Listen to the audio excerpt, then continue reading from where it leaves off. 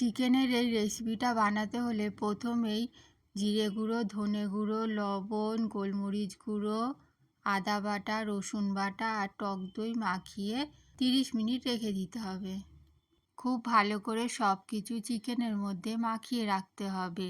আর কিছুটা কাঠবাদাম আর পেঁয়াজ আর একটা কাঁচা লঙ্কা একটু 5 মিনিট মতন সেদ্ধ করে রাখবো। কড়ার মধ্যে সাদা তেল আর ঘি দিয়ে দিলাম। এবার জিরে ফোড়ন দিয়ে দিলাম, তেজপাতা দিয়ে দিলাম আর গোটা গরম মশলা এর মধ্যে দিয়ে দিলাম। ম্যারিনেট করা চিকেনটা এবার কড়ার মধ্যে দিয়ে দেবো, দিয়ে খুব ভালো করে কষিয়ে নেবো। চিকেন থেকে অনেকটা জল বেরোতে শুরু করবে। চিকেনটা 5 মিনিট মতন কষিয়ে নিতে হবে। যেটা সেদ্ধ করেছিলাম সেটা মিক্সির মধ্যে বেটে নেব। বাটা মশলাটাও দিয়ে দিলাম। আরও কিছুক্ষণ চিকেনটাকে কষিয়ে নেব যতক্ষণ না চিকেনের জল শুকিয়ে যাচ্ছে।